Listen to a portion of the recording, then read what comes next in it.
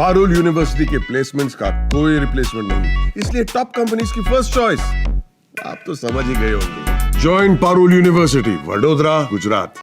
America में जब Ukraine के राष्ट्रपति जेलेंस्की ने ट्रंप के साथ जोरदार बहस की थी तो लगा था कि अब यूक्रेन और अमेरिका के बीच में तकरार जोरदार होगी।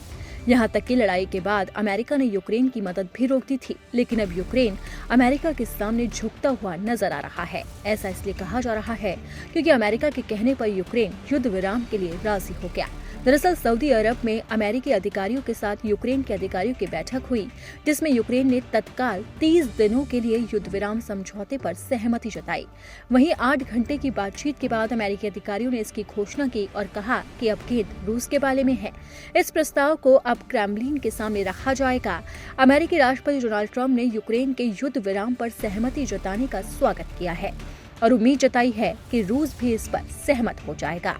अमेरिकी राष्ट्रपति डोनाल्ड ट्रंप ने कहा है कि इस भयानक युद्ध में रूस और यूक्रेन दोनों के सैनिक मारे जा रहे हैं और युद्ध विराम पर पहुंचना बहुत महत्वपूर्ण है।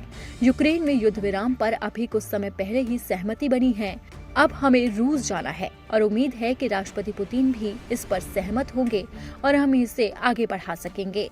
इसके पहले सऊदी अरब के जिद्दा में अमेरिकी और यूक्रेनी अधिकारियों की बैठक के बाद दोनों देशों ने संयुक्त बयान भी जारी किया था, जिसमें कहा गया कि यूक्रेन अमेरिका के उस प्रस्ताव के लिए खुला है जिसमें तत्काल अंतरिम 30 दिवसीय युद्ध विराम लागू करने की बात कही गई है, जिसे पक्षों की आपसी सहमति से बढ़ाया जा सकता है।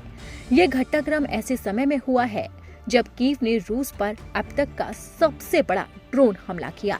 लगभग 350 ड्रोन ने मॉस्को पर हमला कर दिया, जिसमें 3 लोग मारे गए और 18 लोग घायल हो गए। इसके जवाब में रूस ने यूक्रेनी शहर ओडेसा पर हमला करके जवाबी कार्रवाई की है और जेलेंस्की को मुंहतोड़ जवाब दिया है। आपको बता दें कि रूस और यूक्रेन के बीच 3 सालों से लगातार युद्ध जारी है, जिसमें कई लोग मारे जा चुके हैं और अरबों रुपए का नुकसान भी हो चुका है। इस भीषण संघर्ष के खत्म होने का पूरी दुनिया इंतजार कर रही है। लोगों के मन में सवाल उठ रहा है कि आखिरकार ये युद्ध कब थमेगा। कई बार युद्ध को रोकने की कोशिश की गई, लेकिन बातचीत बेनतीजा रही। लेकिन अब युद्ध के खत्म होने के आसार नजर आ रहे हैं। सऊदी अरब के जिद्दा में हुई बैठक के नतीजों को लेकर अब अमेरिका रूस के पास जाएगा। देखना होगा कि रूस की तरफ से क्या जवाब आता है। क्या राष्ट्रपति पुतिन इस पर राजी होते हैं? क्या जेलेंस्की और रूस के बीच में बातचीत हो जाएगी? क्या ये युद्ध थम जाएगा? ये तो आने वाला वक्त ही बताएगा। लेकिन आपको बता दें कि अमेरिका की कोशिश के बाद अब जेलेंस्की इस पर राजी हो गए हैं और उन्होंने 30 दिन के युद्ध विराम को सहमति दे दी है। अब देखना होगा कि रूस का इस पर क्या रुख रहता है।